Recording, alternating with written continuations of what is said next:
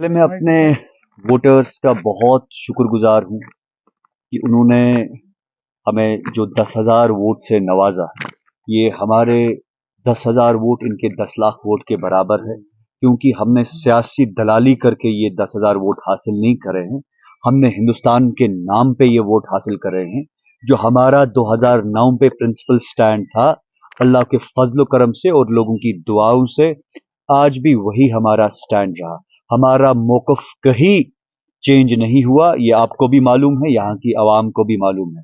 और जिस तरीके से लोगों ने प्यार दिया, जिस तरीके से यहाँ के माऊ बहनों ने हमारी दुआएं दी और जिस तरीके से नौजवानों का एतमाद रहा, मुझे लगता है कि यही हमारे लिए सबसे बड़ी जीत है। और ये जो 10,000 वोटर है, ये हमारे 10,000 शेर है।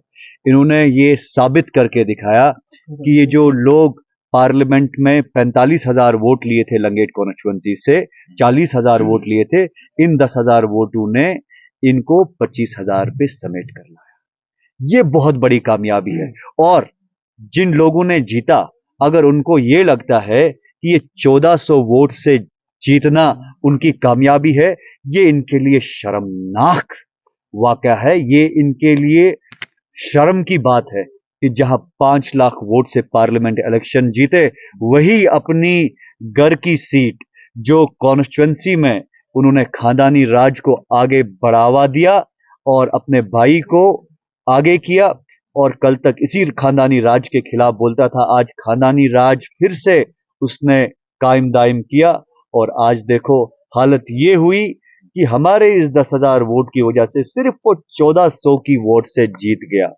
ये यहाँ के लोगों को समझने की जरूरत है।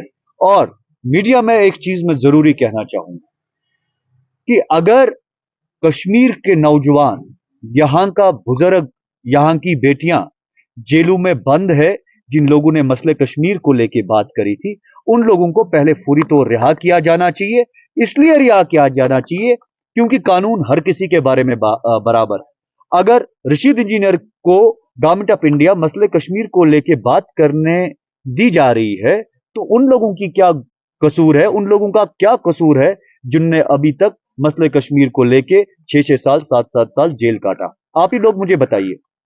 तो ये कहने का मतलब है कि अगर गवर्नमेंट ऑफ इंडिया इस मसले कश्मीर को पॉलिटिकल लेजिटिमेसी देने की कोशिश कर रही है, तो मुझे लगता है फिर जो ऑनरेबल होम मिनिस्टर और ऑनरेबल प्राइम मिनिस्टर ने पूरे हिंदुस्तान के लोगों के साथ वादा किया कि ये मसले कश्मीर, ये जो रायशुमारी, ये जो बाकी यहाँ पे मामले चल रहे थे धोखेधड़ी के, फरेब और धोखेबाजी के, वो सब खत्म हो गया। तो इसको क्यों आप अलाउ कर रहे हैं? तो फिर वो आदमी को क्या आप कहेंगे जो मसले कश्मीर को लेके जेल में है? वो तो इनसे फिर इस इंस्पिरेशन लेगा, बोलेगा हमारा एमपी कह रहा है, हम भी कहेंगे। तो ये रशीद इंजीनियर नेशनल सिक्योरिटी को कंप्रोमाइज कर रहा है। हमारे ये एक किस्म का नेशनल सिक्योरिटी थ्रेट है, जो इन मामलों को लेके हमारी सोवरेनिटी और यहाँ की लोगों की इंटीग्रिटी को ललकारने की बात है। ये इस मुद्दे से हमारी सोवरेनिटी पे क्वेश्चन मार्क लगता है।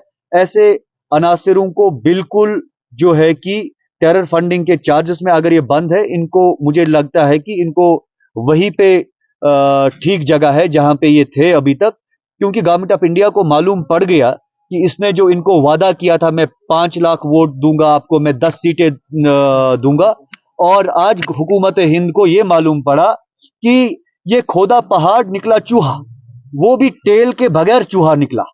कि अगर आप देखोगे कि इसने ज्वाइंटली 1 लाख वोट भी नहीं लिया 40 सीटों में जहां इसने अपने कैंडिडेट लड़वाए।